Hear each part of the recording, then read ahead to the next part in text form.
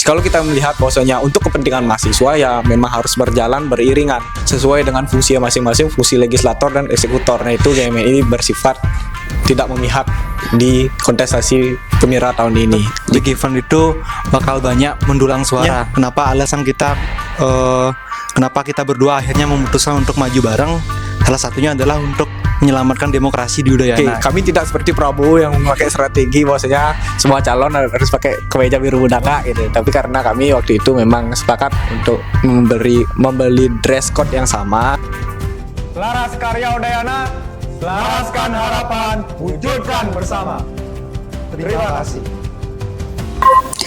Menuju Pemilu Raya Mahasiswa Universitas Udayana tahun 2025, adu gagasan dan adu strategis dilakukan oleh para paslon untuk mencapai kursi pucuk pimpinan Badan Eksekutif Mahasiswa. Meskipun perhelatan ini tidak sebesar Pilpres, namun perhelatan Pemira merupakan miniatur bagaimana demokrasi seharusnya berjalan. Bersama wawancara eksklusif akademika dan para paslon, kami akan membahas mengenai otokritik terhadap lembaga sendiri hingga menelisik bagaimana peran organisasi mahasiswa ekstra kampus dalam membantu untuk mendulang suara.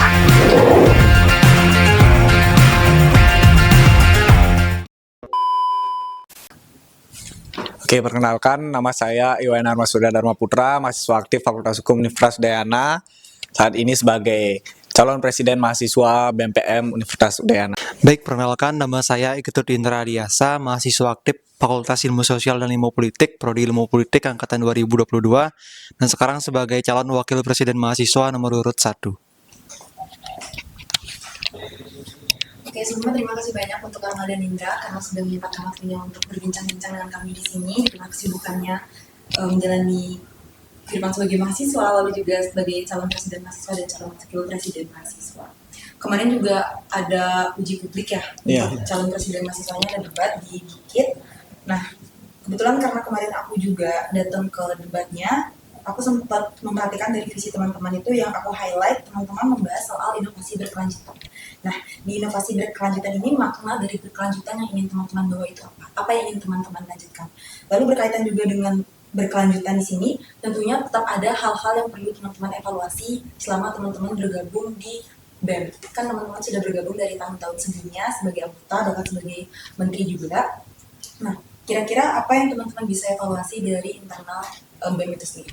Oke, memang dalam visi kami yaitu selaras ragam karya dalam menciptakan inovasi berkelanjutan guna berdampak untuk Udayana, Bali, dan Indonesia.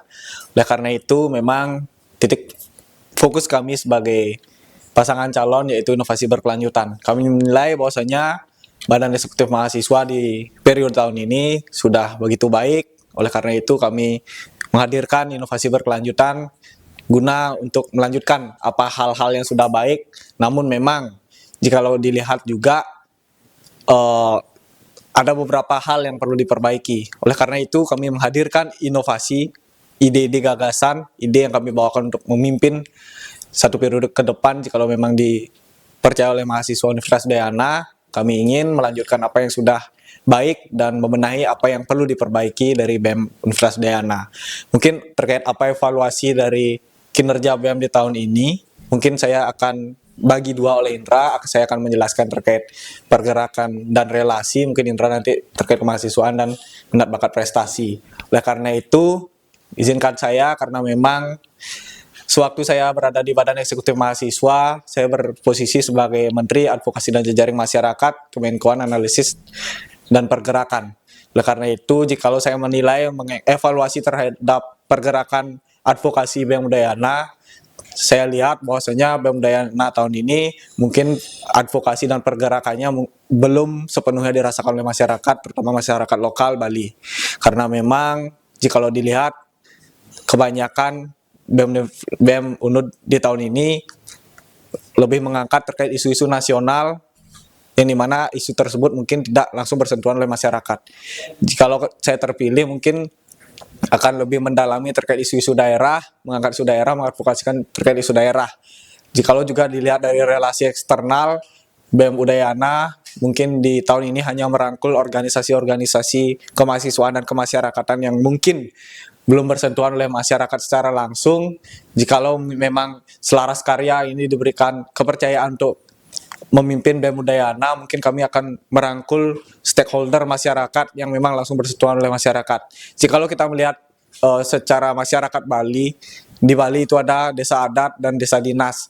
Oleh karena itu yang menciri khas dari Bali yaitu desa adat. Pemuda di desa adat memang banyak berperan dalam kehidupan masyarakat Bali. Salah satu organisasi dari desa adat yang bersangkutan dengan kepemudaan yaitu Saboywana. Mungkin kami akan merangkul organisasi-organisasi yang memang langsung bersentuhan oleh masyarakat seperti Saboywana dan organisasi-organisasi lainnya. Itu terkait relasi eksternal, mungkin selanjutnya akan dilanjutkan oleh Indra. Oke, baik. Di sini aku bakal ngejelasin tentang kalau tadi Arma kan pergerakan sama relasi. Di sini aku lebih ke minat bakat prestasi dan kemahasiswaan. Dimana seperti yang kita tahu di BMPM sendiri, minat bakat prestasi dan kemahasiswaan merupakan dua kemenkuan yang banyak menghadirkan program kerja, terutama bagian event pertunjukan ataupun pengembangan diri. Namun yang kita sorot di sini, 1 tahun berdinamika di BEM, kita ngelihat bahwa banyak program kerja yang hadir namun kurang dapat dirasakan oleh mahasiswa. Yang kurang dapat dirasakan ini kita lihat dari seberapa perlu mahasiswa terhadap program tersebut gitu. Jadi untuk itulah kami membawakan kabinet yang namanya Selaras Karya. Kita ingin menyelaraskan apa yang dibutuhkan oleh mahasiswa dengan apa yang bisa kita berikan kepada mahasiswa itu. Jadi kita kalau semisal nanti Selaras Karya diberikan izin untuk berlayar, kita bakal membuat suatu program kerja yang didasari dengan kebutuhan mahasiswa. Dengan cara apa? Dengan cara melakukan survei atau analisis terlebih dahulu terkait apa yang dibutuhkan oleh mahasiswa.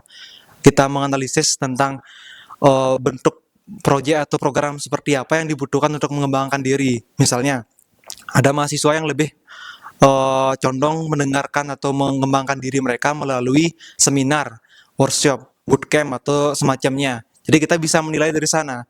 Kita mau memberikan program seperti apa supaya tepat sasaran seperti itu. Oke, jadi tadi untuk Arma itu menjelaskan evaluasi dari kementeriannya di Menteri Advokasi dan Kejaring Masyarakat, lalu untuk Indra itu tadi di Menteri Pengembangan Potensi dan Karir. Tapi kalau seandainya pertanyaannya ke apa sih evaluasi kalian terhadap BEM sendiri sebagai lembaga eksekutif secara umum? Itu gimana? Oke, kalau kita melihat BEM secara keseluruhan, mungkin BEM Udayana itu adalah badan eksekutif mahasiswa yang bergerak di tingkat universitas. Oleh karena itu tidak bersentuhan langsung dengan teman-teman mahasiswa yang berada di fakultas, hima, dan mungkin BSO. Jikalau kita melihat bahwasanya BEM Udayana ini tidak harus berdiri sendiri, oleh karena itu dalam misi kami yang pertama yaitu menghadirkan birokrasi dengan tata kelola yang ringkas, responsif, inovatif, normatif, dan gebrakan, serta kolaboratif, akuntabel, dan superior. Poin superior inilah yang kami tekankan, bukan berarti superior organisasi yang berdiri sendiri, besar sendiri, tidak, tapi organisasi yang memimpin. Memimpin dari teman-teman, ambil andil dalam seluruh elemen mahasiswa. Dan karena itulah kami hadir jikalau kami melihat bahwasanya bagaimana BEM Udayana secara keseluruhan. Mungkin BEM Udayana belum dirasakan oleh seluruh mahasiswa Universitas Udayana, segala aspirasi harus melalui stakeholder yang lain. Oleh karena itu kami hadir untuk mahasiswa Universitas Udayana untuk mengawal aspirasi dan berdampak untuk masyarakat sekitar, yaitu masyarakat Bali dan Indonesia. Sehingga BEM Udayana bisa dirasakan oleh seluruh elemen yang ada. Oke, mungkin kalau tadi Arma membahas tentang bagaimana BEM berdampak untuk masyarakat secara umum dan mahasiswa, mungkin untuk aku sendiri evaluasinya lebih ke internal BEM sendiri, dimana seperti yang kita tahu sendiri, BEM Udayana di tahun ini di eskalasi kita termasuk kabinet yang gemuk, dimana kita ngelihat ada banyak tambahan kementerian dan biro yang seharusnya boleh dijadiin satu kementerian atau program kerja, banyak kementerian, banyak biro, sedangkan POK atau dana dari rektorat kita menipis gitu dari tahun sebelumnya ke tahun sekarang dan dipersulit juga. Jadi kalau misalnya program Selaras Karya diberikan kesempatan untuk berlayar, kita bakal melakukan pengerucutan di program kerja juga. Kita akan melakukan analisis program kerja yang bisa dijadiin satu, kita jadiin satu, supaya nanti ketika audiensi bersama rektorat kita tidak istilahnya diberatin pada saat pendanaan gitu. Oke. Tadi disebutkan bahwa program kerjanya cukup banyak. Mungkin bisa disebutkan kira-kira ada berapa program kerja yang dijalankan oleh BEM selama 1 tahun kepengurusan? Oke, kalau membahas tentang program kerja keseluruhan itu kurang lebih 100-an lebih. Karena aku nggak tahu jumlah pastinya karena ada yang menambah, ada yang kurang gitu. Jadi kalau aku lihat dari segi ad hoc-nya, setiap kementerian itu biasanya punya 2 program kerja ad hoc. Nah, di BEM sekarang itu kurang lebih ada 20-an. Nah, kalau kita jumlahin misalnya 2 proker kali 20 kementerian itu kurang lebih 40 program kerja ad hoc. Belum lagi ada big event kayak festival pilkada, terus uji publik, PKMB, sama Dies Natalis gitu. Jadi big event lah masuknya. Itu. Jadi kalau bisa dibilang BEM tahun ini tuh banyak program kerja namun secara esensi banyak yang belum nyampe juga gitu. Belum dapat dirasakan oleh mahasiswa. Karena tadi kurang dibutuhkan dan kurang analisis di awal gitu. Oke.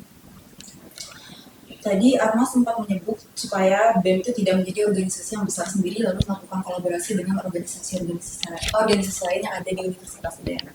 Tapi hingga saat itu terdapat beberapa pendapat yang menyatakan bahwa BEM cukup superpower beberapa tahun belakangan dalam menjalani dinamika ormawa di kampus. Ada beberapa proker yang dijalankan oleh BEM itu berbenturan dengan event-event yang dijalankan oleh UKM juga. Nah, karena BEM ini memang lebih dikenal oleh mahasiswa dan lebih tersohor di kalangan mahasiswa, tentu saja para mahasiswa akan lebih tertarik untuk mengikuti program kerja yang dijalankan oleh BEM dibandingkan dengan UKM. Lalu bagaimana evaluasi teman-teman terkait dengan hal ini? Oke, kami hadir dengan nama Kabinet Selaras Karya Udayana.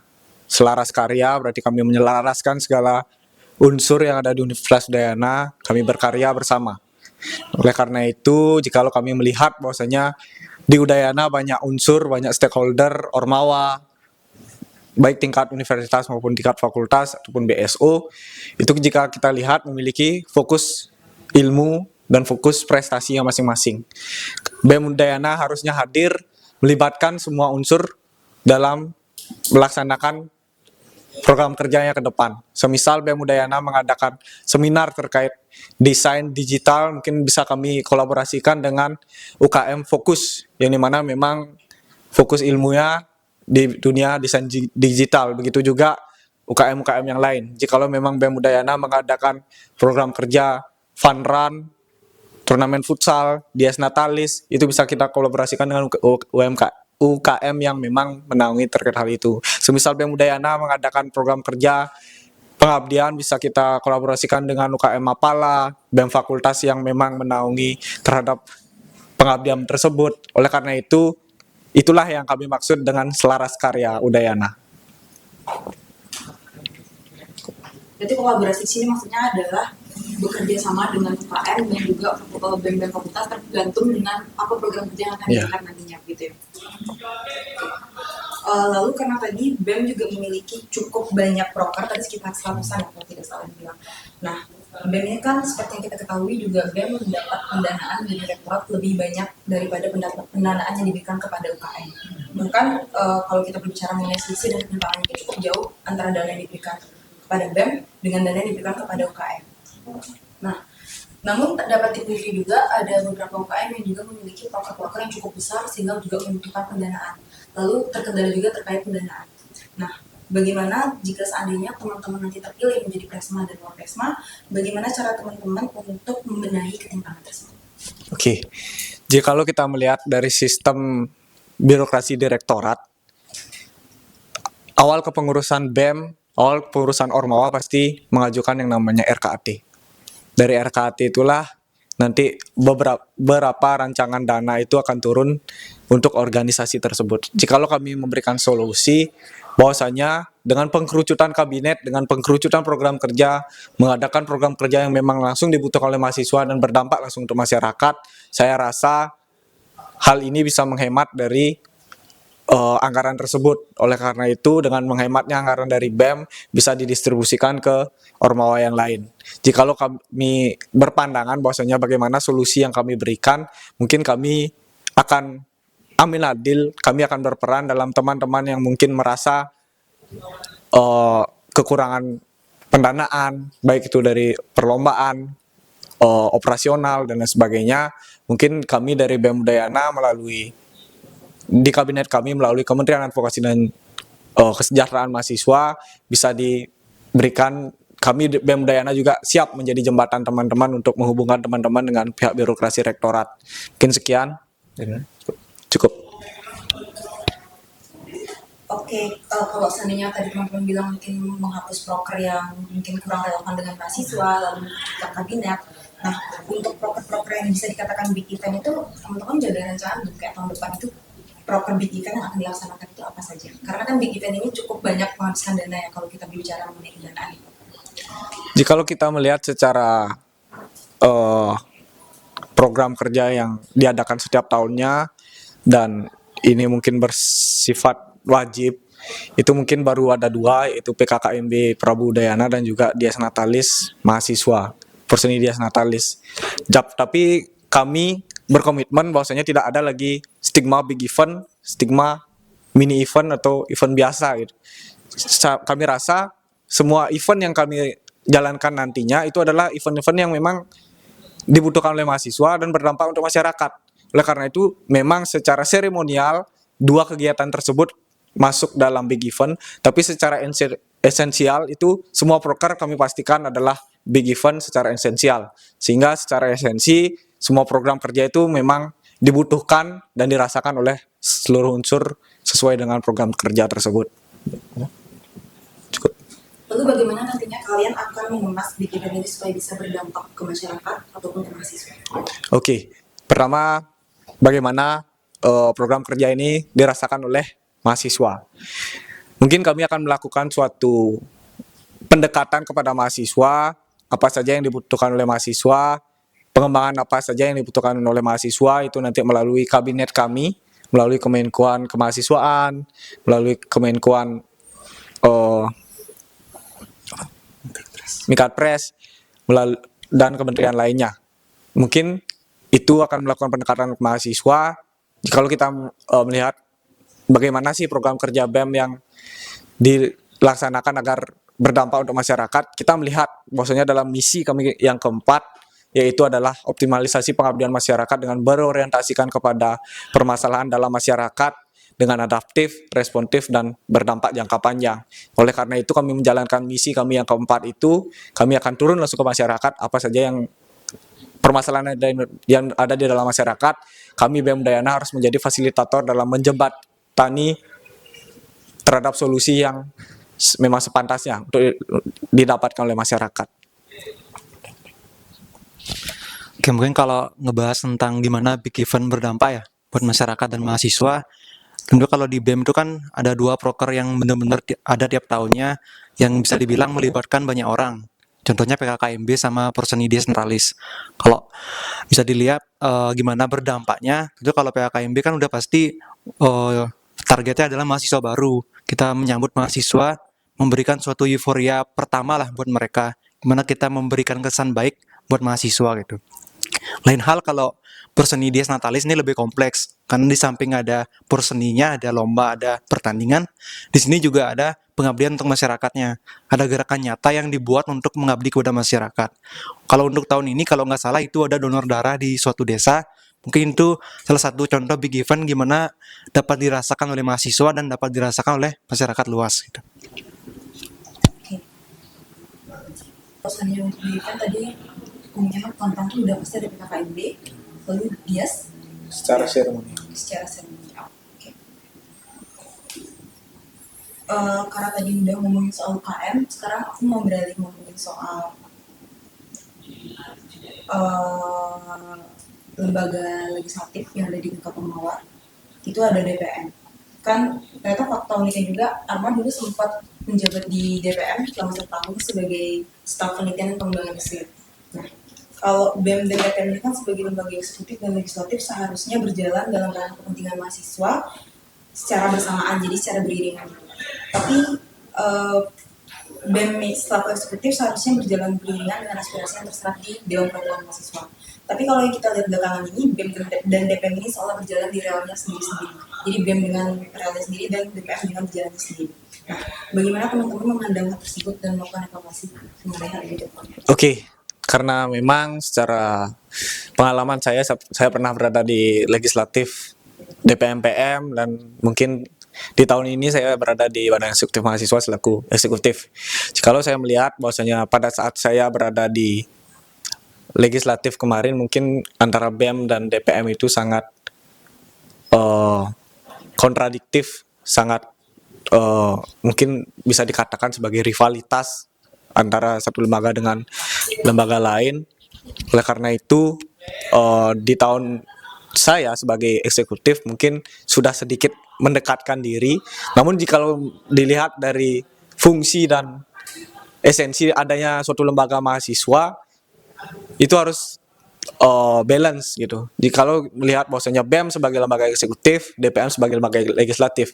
Jikalau kita melihat bahwasanya untuk kepentingan mahasiswa ya memang harus berjalan beriringan sesuai dengan fungsi masing-masing, fungsi legislator dan eksekutor. Namun jikalau kita melihat bahwasanya kemarin dan mungkin di tahun sebelumnya juga terjadi dualisme antar lembaga ini dalam mengawal suatu aspirasi mahasiswa, baik itu dari UKM, Ormawa, dan juga mahasiswa secara umum. Kalau saya izin berpandangan bahwasanya jikalau memang bisa disatukan dengan power yang lebih kuat, alangkah lebih baiknya bisa disatukan terkait pengawalan aspirasi. Karena memang kalau kita mengawal aspirasi mahasiswa itu tertujunya kepada birokrasi kampus dan lain sebagainya.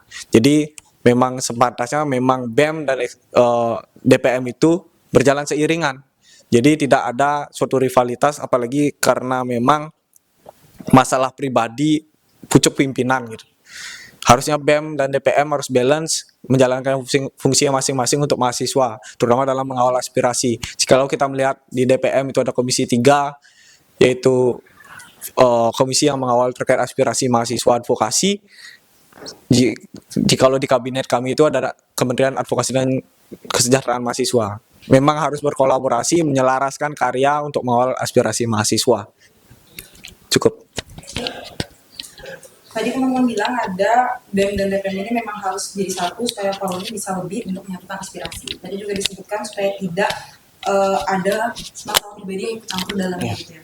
Nah, lalu bagaimana langkah konkret yang akan teman-teman lakukan untuk menyatukan ego sektoral di antara kedua lembaga ini, BEM dan juga DPM? Oke, kalau kita melihat bahwasanya secara ad hoc BEM dan DPM tentu memiliki program kerja, tentu memiliki gagasan untuk mengawal aspirasi dari mahasiswa tersebut. Semisal saya pakai contoh di DPM itu ada temu rektor, di BEM tahun ini itu ada namanya dialog budayana. Jikalau kita melihat secara esensi memang sama mempertemukan antara pihak mahasiswa dengan pihak birokrasi rektorat. Jikalau kita melihat bahwasanya memang alangkah lebih baiknya untuk disatukan di sana aspirasinya.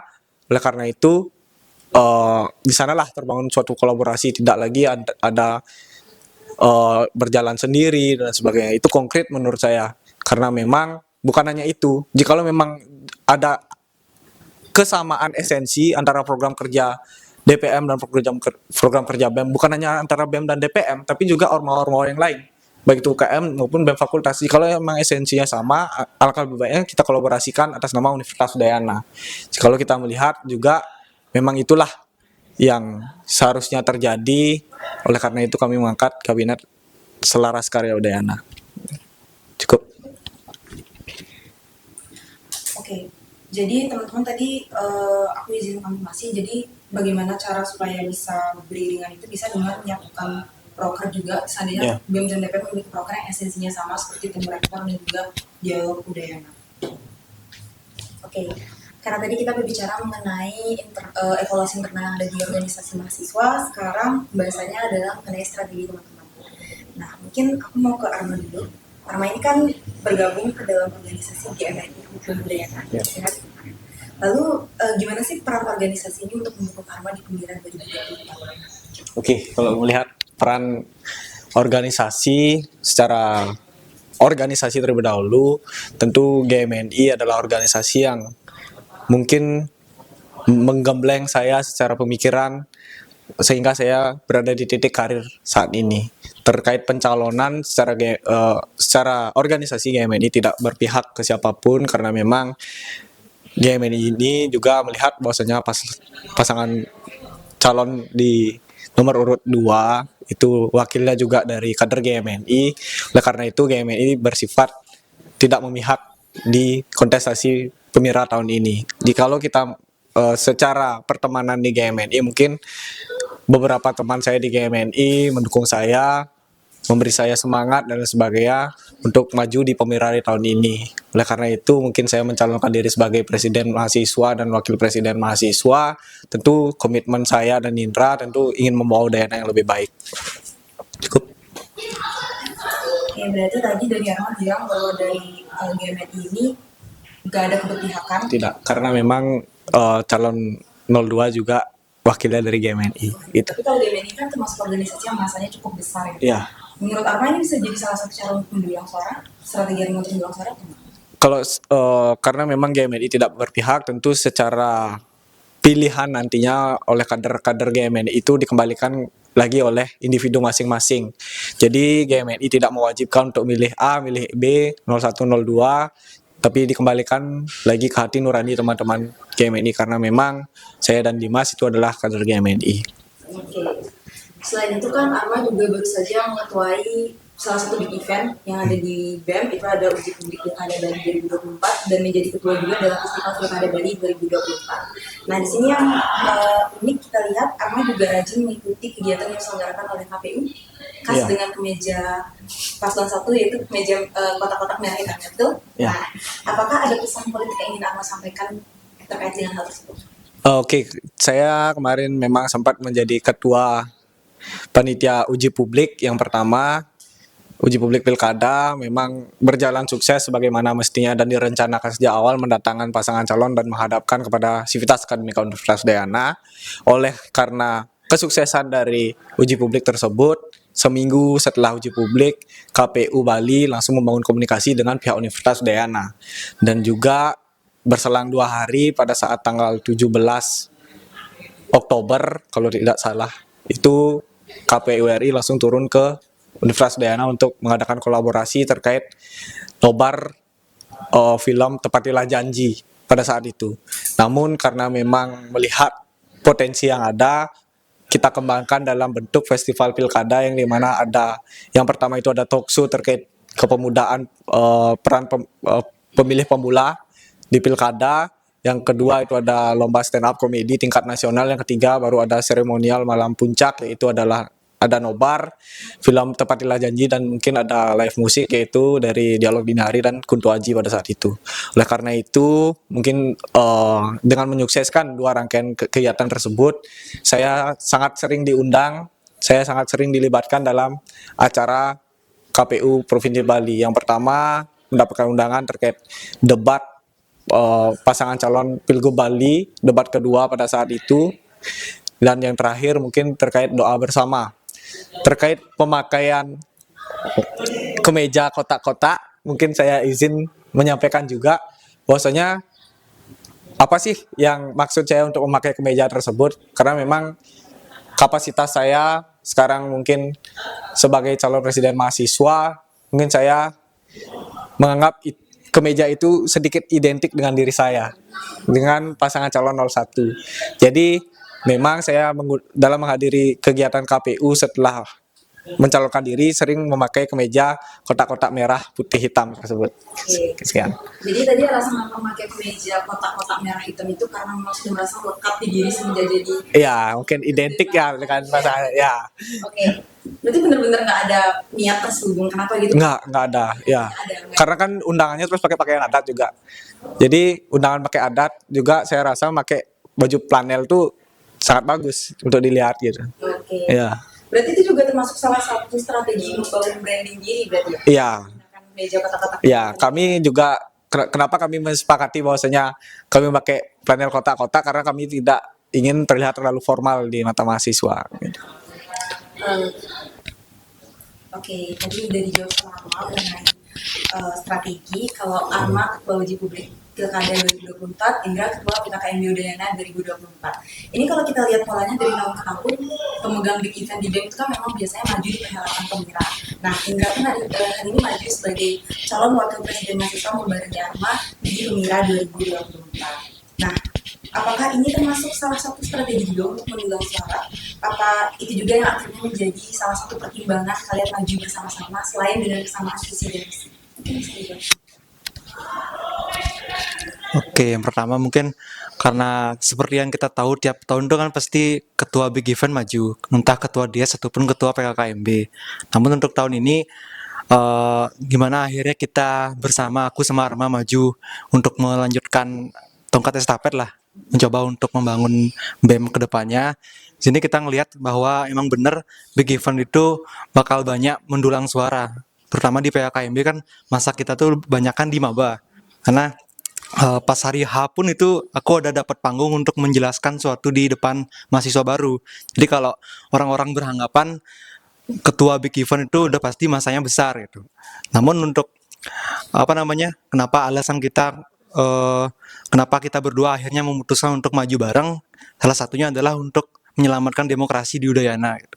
Karena kita ngelihat gimana waktu itu udah H-2 close di KPRM dan kita sama sekali belum menyatukan visi misi. Maksudnya aku masih sendiri, Arma masih sendiri. Akhirnya kita ketemu suatu malam tanggal 31 kalau nggak salah, atau tanggal 1, itu kita ngobrol bareng dan akhirnya kita sepakat untuk maju di Pemira ini sebagai pasangan presiden dan wakil presiden mahasiswa itu. Oke, berarti sebelum diajak sama Arma, Indra emang udah berencana untuk maju atau enggak? Kalau itu udah ada dari awal. Emang aku dari awal. Jadi setelah PKKMB aku udah mulai mikirin setelah ini mau ngapain itu. Akhirnya aku mutusin buat lanjut di BEM. Namun aku belum ada partner gitu pas itu. Jadi aku udah mulai mikirin, udah mulai ngumpulin KRM sama UKT ku. Namun untuk partner belum ada. Sama kayak Arma. Cuman akhirnya kita mutusin buat maju karena kita ngelihat sama-sama masih kurang, entah itu di KRM maupun di partner. Kita akhirnya nyatuin visi misi dan terwujudlah Selaras Karya ini gitu. Itu keinginan maju sebagai ketua? Gimana? Awalnya iya. Awalnya. Cuman akhirnya setelah ngobrol sama Arma, di situ aku ngelihat ada yang lebih penting dari ego pribadi sendiri, yaitu demokrasi di Udayana gitu. Oke. Kalau kita lihat pola kemarin kan yang jadi ketua itu big event-nya, megang big event. Ini kalau sekarang kan berbeda, itu apa ada pertimbangan tertentu seperti elektabilitas dan popularitas misalnya? Oke, memang kalau biasanya kita melihat kebiasaan Pemira beberapa tahun kemarin itu adalah orang yang memegang PKKMB dan DS yang menjadi calon presmanya. Namun saya melihat bahwasanya menjadi alasan saya maju, tentu saya melihat dengan apa yang sudah saya jelaskan tadi, saya ingin bahwasanya BEM Udayana ini lebih berdampak untuk masyarakat Bali. Melihat juga stigma masyarakat dalam BEM Udayana melakukan suatu pengawalan isu, advokasi isu, itu memang masih mendapatkan citra yang mungkin kurang baik di mata masyarakat. Bahwasanya komitmen saya maju ingin membuktikan bahwasanya Udayana ini bisa. Udayana ini memang berdampak untuk masyarakat, memberikan dampak akademis sebagai kampus tertua dan terbesar di Bali. Bahwasanya Udayana itu tidak sejelek stigma publik gitu. Jadi itulah menjadi melandasi saya berkomitmen maju, dan Indra mau melebur dengan saya pada saat itu, mendampingi saya sebagai wakil presiden mahasiswa, seperti itu. Oke, jadi maju karena ingin membuktikan bahwa Udayana jauh lebih baik daripada apa yang dipikirkan. Iya. Menghapus stigma-stigma negatif di masyarakat.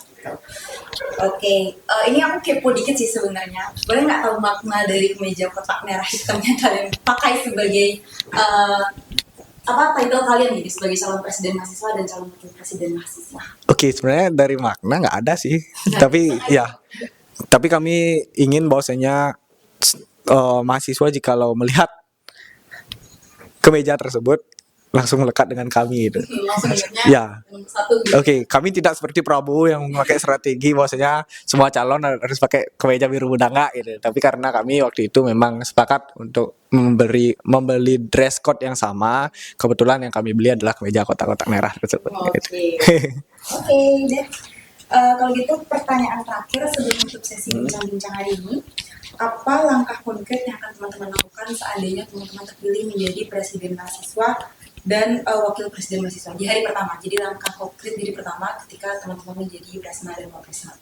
Oke, langkah konkret jikalau memang kami diberikan kesempatan menjadi presma wapresma, tentu langkah konkret kami yaitu menentukan kabinet terlebih dahulu. Menentukan kabinet baik itu dari inti BEM, Menko, dan menteri dan wakil menteri. Tentu kami menentukan ini bukan hanya sekedar menentukan, kami juga melihat bahwasanya bagaimana kualitas mahasiswa yang memang mumpuni untuk memegang posisi tersebut. Sehingga dengan didirikan dan juga terpilihnya mahasiswa yang memang mumpuni, saya rasa kami akan sukses untuk menjalankan satu tahun periode jika memang terpilih. Itulah langkah konkret awal kami menentukan orang-orang yang memegang posisi strategis, dan juga jikalau memang sudah menentukan fungsionaris dan fungsionaris juga sudah terpilih nantinya, tentu kami akan menyusun menyusun strategi-strategi yang memang seperti yang sejalan dengan visi misi kami.